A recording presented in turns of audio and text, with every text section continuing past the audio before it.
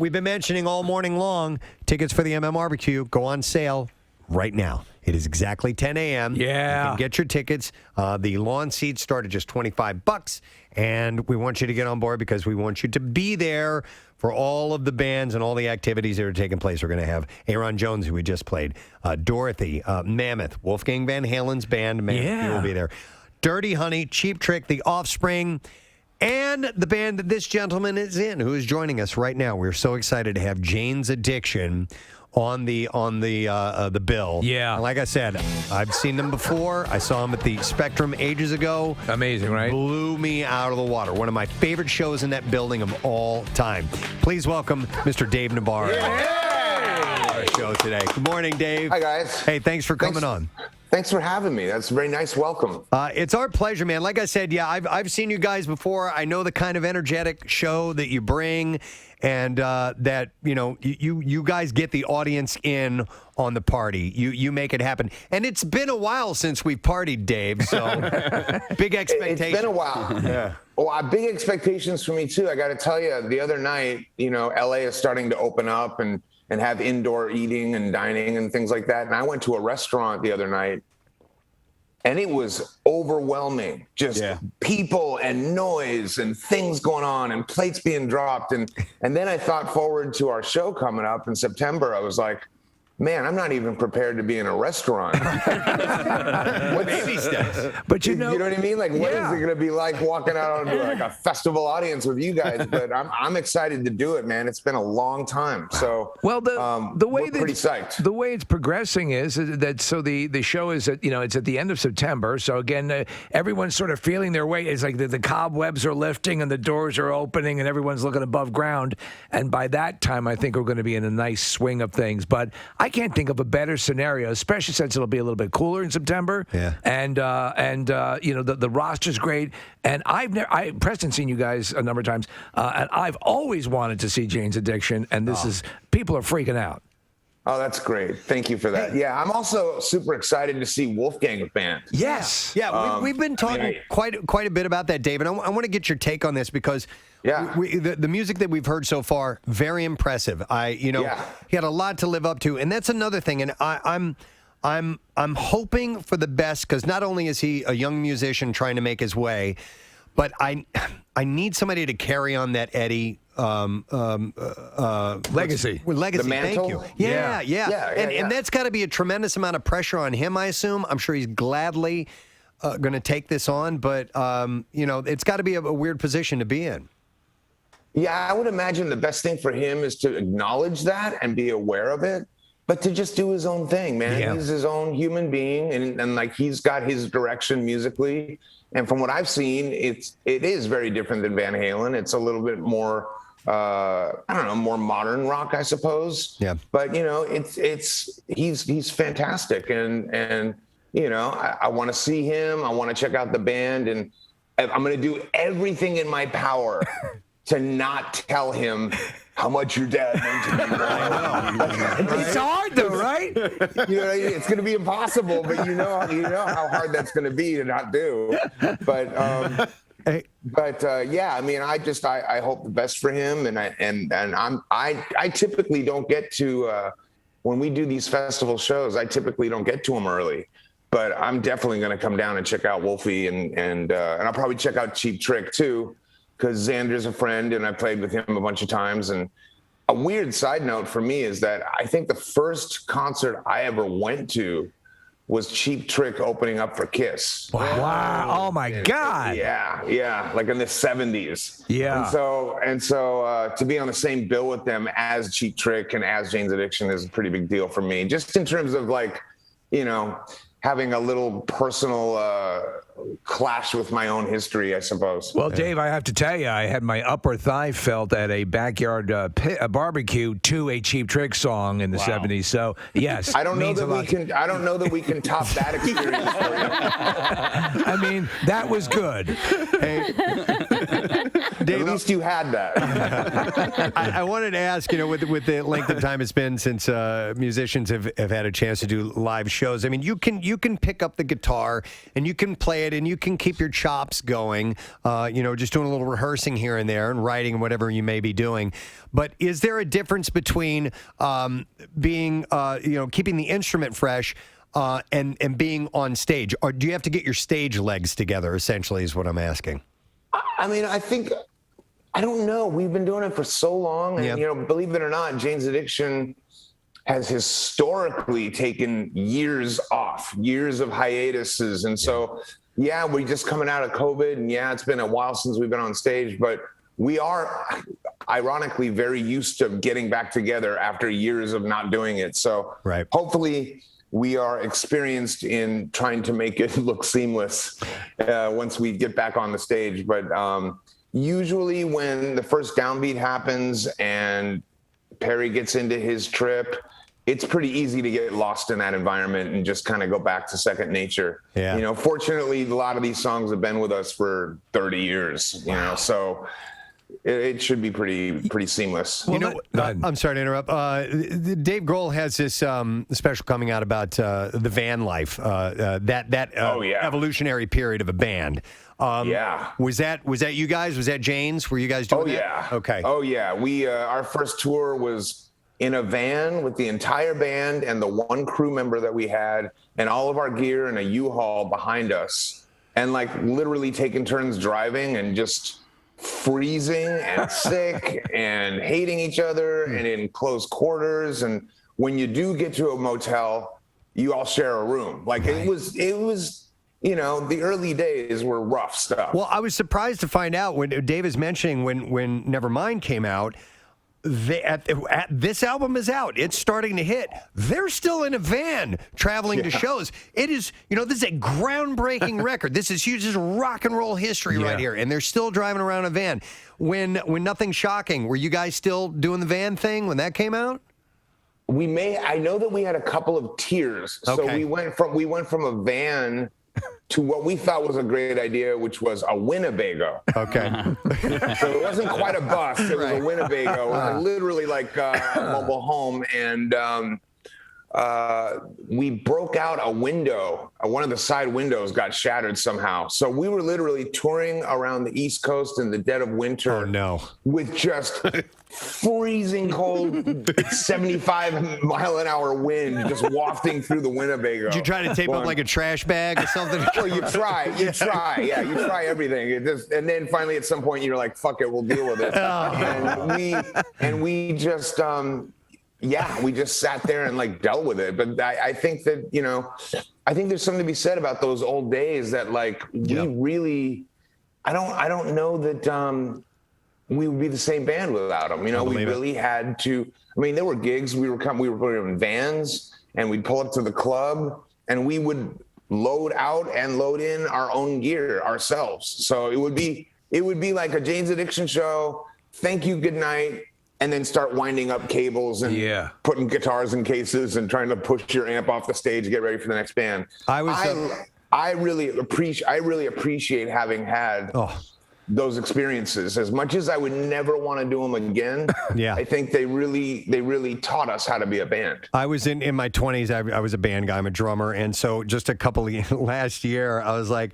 I got together with some guys. We created a cover band, and we went out and we played some gigs. And I tell you what, Dave, on that first night, at 3 o'clock in the morning when we're putting the last bit of crap back into the van, I'm like, what the hell was I thinking, man? This sucks. It's a little different when you're 17 and you're pushing stuff in. You know what I mean? Right. Like, right now, like my lower spine cannot handle carrying an amp. It's just not going to happen. Dave, we're able to Zoom with you right now, and looking over your shoulder, is that a cuckoo clock up on the wall? And if so, what's the story behind that? Actually, there's probably 12 of them in this house. I collect them. That's cool. It's just a weird thing. And, cuckoo clocks, when I was a kid, that was like in cartoons, that was the symbol of crazy. Yeah. Like if someone was crazy, you'd see a little cuckoo or a bird would come out. And I just kind of came with this whole embracing. I do a company called Dual Diagnosis, which is it's an art/clothing company that's geared at lifting the stigma of mental health issues. Right. And there's a whole story behind the Cuckoo. I don't know if you know about it, but if you look inside that box, it's all complicated gears and springs and coils and wires. There's this little bird that's trapped in there. It can't fly out because it's held down by these weights. Yeah. You see the weights that hang down? Right. Which could be, its emotional baggage, for instance. And so until it drops that baggage, it can't fly and reach its full potential. Wow. And it's locked in this confusing box that's making it crazy. So, yeah, I collect them, and then we also use them artistically throughout the Dual Diagnosis company, and that's spelled DUAL diagnosis, and dualdiagnosis.com. Well, I never realized there were so many metaphors attached to a cuckoo clock, but I think that I invented them, but they work. But that's good. I can completely see that because I'm fascinated by little mechanisms and the artistry of that stuff, animatronic things, and all of that. Have you yourself ever designed a cuckoo clock? I designed what I called a cuckoo clock wristwatch. Was when I took that clock and I duct taped it on my arm. Okay, that counts. This is a crazy watch, but no, I'm not a tinkerer. For instance, I love watches. I love components. I love things that work like that. But I mean, these things, they're kind of genius, and the implications, like the humorous implications that they contain, are kind of funny, and you just don't see them anymore. But if you look around my house, like I think there's one over there. Yeah. There's one there. There's one on the other side. So there's like 15 of them in here. But cool. The best part is that they're all set at different times. Yeah. So throughout the day, just a different bird is coming out. That's great. And it will literally drive you insane. I mean, if you're not insane already, put up 5 cuckoo clocks. You know what it's like. Yeah, my sister's actually obsessed with cuckoo clocks as well, but she does not have one. Maybe that is a good gift for me to get for her. It's a great gift, and they they make them battery operated now, but the ones that are really special are the ones that are handmade, that use the actual weight system to have the time tell time. And even the pendulum has to be hung at the right length. Otherwise, it's going to either tick too fast or too slow. Okay. So they're very complicated things, but they are interesting to be obsessed with. I completely get it. Yeah. I did not expect to be talking about those. Well, I'm sure you're not going to expect to talk about this either. Are you wearing a Snuggie right now?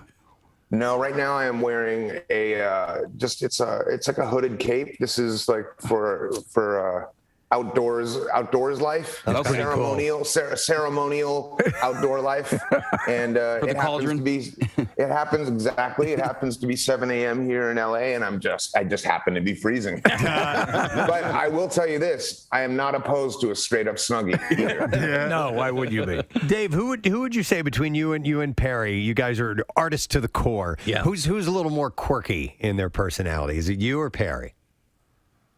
We both have a lot of, I guess, independent thought, I would say. Mm-hmm. And, but I would say that, I would say Perry, just because being a front man of a band like this and having to have that sensibility and be on every night and deliver every night, like I get to turn around and hide behind the guitar and like get lost in my instrument, mm-hmm. which I love, because I did a solo tour in 2000, and I just came to learn that I didn't love it. I didn't love leading the band. I didn't love being the lead singer. I didn't love the eyes. I didn't love the pressure. And Perry can do that really well, and he, in fact, loves it. So I would say that there is a component to his personality that allows him to be that extroverted on stage and do it with authority and conviction. So I don't know if I would say he's more quirky, but I would say that he has what it takes to front a band. Yeah, better than most, I would say. And I think along with that kind of mentality, you've got to have some walls down, to allow yourself to be that raw in front of people. Totally. And while at the same time having certain walls up, you know? So that's, I think it's a microcosm of some kind of very strange dance that goes into being a lead singer. And, you know, he's, as far as I'm concerned, he's one of the best frontmen that have been around in the past 30 years. Is it hard speaking to that point about because you know, you let a lot of you out, you know, with your love of like, you know, the tattoos and artistry and the cuckoo clocks and things, things that are part of you. Is it hard when you are in the public eye the way you are? And you're talking about Perry being more up front and being the front man, but you are a personality. You are a pop culture personality. Is it hard to know? I'm going to keep this just for me, you know? Do you know what I'm saying? Where you're not always revealing stuff about you. Oh, no. I mean, things that I like and things that are interesting to me aren't really revealing anything. And those aren't like deep personal issues that whether or not I like cuckoo clocks, I better keep that to myself or I feel exposed. It's too personal. Like I don't feel exposed. Yeah. But, you know, I've also taken it upon myself, and years ago, like I wrote a book and I put out a documentary that were about very difficult things in my life, and I think that the intention and hopefully the joy of that was to help others feel less alone that were in similar situations, whether it's grief or trauma or drug addiction or any of the things that I've been through. You know, it's I like to share with people that there's an alternative way, you know, and that it is possible to get past that stuff. And even though the demon of addictive behavior may be with you for your life, it's about channeling that addictive behavior into an area that can be healthy for you. Well, yeah, So, I'm sober for 9+ years at this point, and I just know that it was important for me to see and interact with people who were living a sober life, a happy and content sober life. But then there were also other people that, you know, like musicians, Trey Anastasio being one of them. I'm a fish head. You know, he had been sober for a couple of years at that point. When I saw, I'm like, okay, here's somebody that's doing it. And I was able to gain strength through them. And so when you do that and you're outspoken about whatever struggles that you have gone through, there are people out there that really do hold on to that and gravitate towards that. Yeah, I think the one thing that I would say is that, you know, the company I'm running, Dual Diagnosis, is all about mental health. I put out a book that was about my drug addiction. I put out a film that was about my mom's death. You know, it does resonate with a lot of people sometimes, you know, if they've got similar circumstances.